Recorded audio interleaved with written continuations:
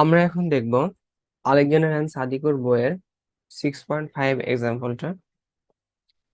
তো এই ম্যাথটাতে কি বলছে যে হচ্ছে obtain the energy stored in it's capacitor, মানে প্রত্যেকটা এখানে যে দুটো ক্যাপাসিটর আছে এই দুটো ক্যাপাসিটর আসলে কি পরিমাণ এনার্জি স্টোর করছে আমাদের এখানে মূলত সেটা বের করতে হবে। তো এই ম্যাথটা যদি আমরা প্রথমে দেখি, এনার্জি স্টোর করার আগে আমাদের বলে দিয়েছে কি under the DC condition. DC কন্ডিশনের সময় আমাদের ক্যাপাসিটর গুলা আসলে ওপেন সার্কিটের মতো কাজ করে। ডিসি সার্কিটে আমাদের কি করে, ক্যাপাসিটর গুলো আসলে কি করে, ওপেন সার্কিটের মতো কাজ করে। তাহলে আমাদের প্রথম কাজ কি হবে, এই যেখানে যেখানে ক্যাপাসিটর থাকবে সেখানে সেখানে আমরা ওপেন করে দিব। যদি সেটাই করি,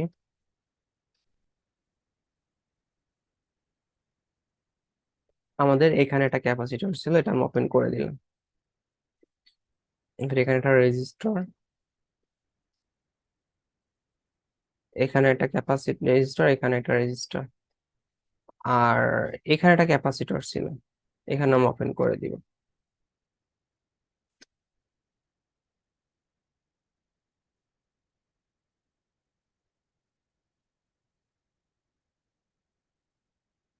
তো এখানে আমাদের একটা ক্যাপাসিটর ছিল, তো আমি এখানে ক্যাপাসিটরটা ওপেন করে দিব। এখানে দাও।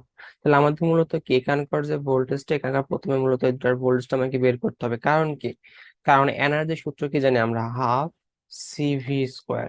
তাহলে আমাদের যদি আমরা কোনো একটা ক্যাপাসিটর যদি এনার্জি বের করতে চাই তাহলে আমাদের কি লাগবে, ভোল্টেজ লাগবে। আর যেহেতু আমাদের এখানকার মাইক্রোফ্যারাড বা ইয়ার ভ্যালু দেওয়াই আছে, ক্যাপাসিটরের ভ্যালু জানাই আছে, আমাদের বের করতে হবে এনার্জি। তাহলে আমাদের এনার্জি ইকুয়েশনে আমাদের কি আছে, হাফ সিভি স্কোয়ার। তাহলে আমাদের ওখানকার ভোল্টেজ বের করতে হবে।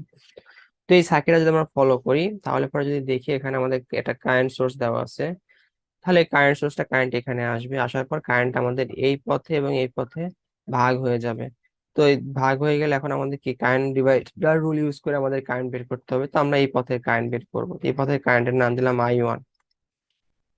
তাহলে I1 ইকাল টু আমরা কি জানি, আমরা কারেন্ট ডিভাইডার রুল কি জানি, যে কোনো একটা নোডে আগত কারেন্ট, তাহলে এই নোডে আগত কারেন্ট আমাদের কত, এই নোডে আগত কারেন্ট আমাদের 6 মিলি অ্যাম্পিয়ার। এটা কি আমাদের ওপেন সার্কিট, এটা এখন নাই। তাহলে আগত কারেন্ট কত হবে, আগত কারেন্ট আমাদের 6 মিলি অ্যাম্পিয়ার। আগত কারেন্ট ইনটু বিপরীত শাখার রেজিস্ট্যান্স, বিপরীত শাখার এই শাখার এই যে এই কারেন্টটা ভাগ হয়ে এখানে আসতেছে, আর এই কারেন্টের এই শাখার কারেন্ট মানে এখানে মূল কারেন্ট আসতেছে এই নোডে, আসার পরে একটা অংশ যাচ্ছে এইদিকে, অপোজিট অংশ যেটা যাবে সেটাই ওর বিপরীত শাখা। এটা বিপরীত শাখা কত, এটা বিপরীত শাখার রেজিস্ট্যান্স কত, 3 কিলো ওহম। 10 ইনভার্স 3, সরি 10⁻³ তাহলে কিলো ওহম। আগত কারেন্ট ইন্টু বিপরীত শাখার রেজিস্ট্যান্স, আগত কারেন্ট ইন্টু বিপরীত শাখার রেজিস্ট্যান্স ডিভাইড উক্ত শাখা টোটাল রেজিস্ট্যান্স। তাহলে উক্ত শাখা এখন কি এইখানে, এখন এইটার মধ্যে কি কোনো কারেন্ট যাবে, এটা তো এখন ওপেন সার্কিট, তার মানে কি কারেন্ট এসে এদিকে এসে আর কোনো পথ না পেয়ে এটা আমাদের আসলে কিছু কোনো কাজে লাগবে না, এদিকে যাবে। এটা আমাদের নিতে হবে, এটা এবং এটা। তাহলে আমাদের কত হবে, 3+2+4 কিলো ওহম বলে এখানে 10⁻³ দিলাম একবারে আর কি। এখন এটা যদি আমরা সলভ করি তাহলে আমাদের অ্যান্সার আসবে যেটা 2 মিলি অ্যাম্পিয়ার। 2 × 10⁻³ অ্যাম্পিয়ার। তাহলে আমরা পেলাম কত, 2 মিলি অ্যাম্পিয়ার কারেন্ট আমরা পেলাম।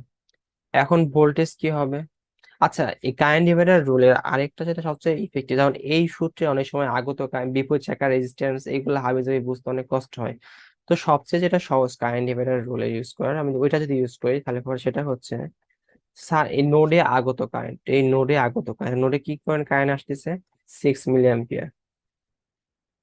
নোডে আগত current into into total resistance, এই যে এই কারেন্ট এসে ঢুকবে, এই নোড এই পয়েন্টে আসছে, এসে ঢুকছে, এখন এই পয়েন্টের এই সাইডে টোটাল রেজিস্ট্যান্স কত সেটা বের করবো। টোটাল রেজিস্ট্যান্স কত, এটা সিরিজে এর সঙ্গে এটা কি প্যারালালে। তাহলে কি লিখতে পারি, এটা ছিল আমাদের, এটা ছিল আমাদের 2 কিলো ওহম, এটা আমাদের ছিল হচ্ছে 4 কিলো ওহম।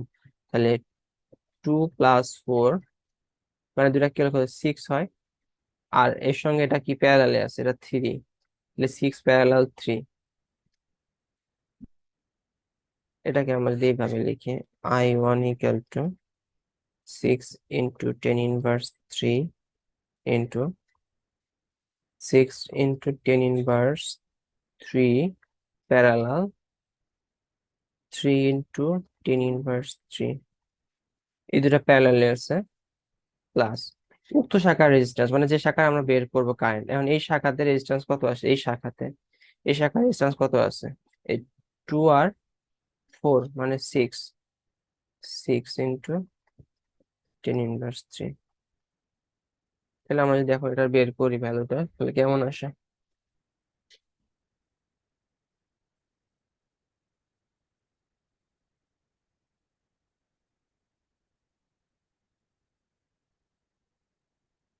2 × 10⁻³ তো আমরা কারেন্ট ডিভাইডার রুল যে কোনো একটা ইউজ করতে পারি, কোনো সমস্যা নাই, বাট এটা একদিক দিয়ে একটু সহজ হয় আর কি। তো যাই হোক, আমরা কারেন্ট ডিভাইডার রুল দিয়ে আমরা কারেন্ট বের করলাম, তার মানে আমরা এই শাখার এখন কারেন্ট পেলাম, যেহেতু এটা ওপেন এদিকে তো কোনো কাজ করবে না, আমাদের এখন এই শাখার কারেন্ট পেলাম।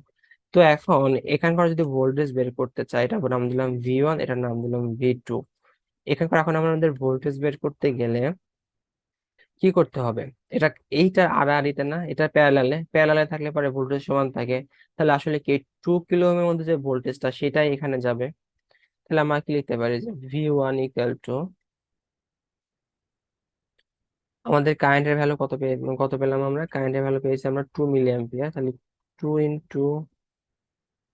10⁻³ আর এখানে আমাদের এটা কত, 2 × 10⁻³ অর্থাৎ 4 ভোল্ট। একইভাবে V2 মানে কি, এই V2 এখানে আছে, এটা রেজিস্টার কোনো কাজ করতেছে না, তার মানে কি এইটার আড়াআড়ি যে ভোল্টেজটা সেটা এর মধ্যে পাবো, আমরা ক্যাপাসিটর এখানে সে ভোল্টেজটা পাবো। তাহলে V2 = আমরা কি লিখতে পারি, 4 × 10⁻³ আর কারেন্টের ভ্যালু কত, 2 × 10⁻³ একই কারেন্ট, যেহেতু সিরিজে দুইটাই। কেন সিরিজে, কারণ এখানে যেহেতু ওপেন, এখানে ওপেন থাকলে পরে তো এখানে কোনো কারেন্ট আসবে না, তাহলে কত হবে, 8 ভোল্ট। এখন আমরা যদি এই দুয়ের জন্য এটা যদি আমরা W1 দিই মানে এনার্জি, এটা যদি W2 দিই এনার্জি, তাহলে কি হবে, W1 = কি হবে, হাফ C1 V1², তাহলে হাফ ইন্টু C1 এর ভ্যালু কত, 2 মিলি ফ্যারাড, 2 × 10⁻³ আর ভোল্টেজের ভ্যালু কত, 4²।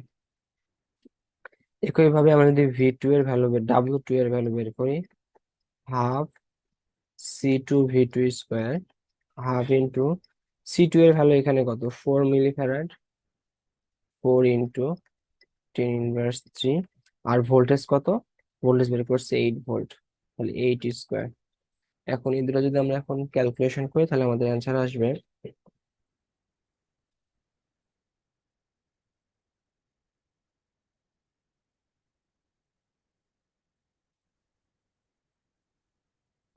Half half into half into 2 × 10⁻³ into 4², তাহলে হচ্ছে হচ্ছে আমাদের 60 × 10⁻³ এত ভোল্ট, এত জুল, যেহেতু এই এনার্জি খুব কি জুল, তাহলে আমরা পেলাম হচ্ছে এত জুল। আর এটা আসে হচ্ছে 128 × 10⁻³ এত জুল, এটাকে বলা যায় 60 মিলি জুলও বলা যায়, এটাকে বলা যায় যে 128 মিলি জুল। তো আশা করি ম্যাথটা ক্লিয়ার। এখন আমরা আরেকটা ম্যাথ সলভ করবো এই রিলেটেড টপিকের উপরে।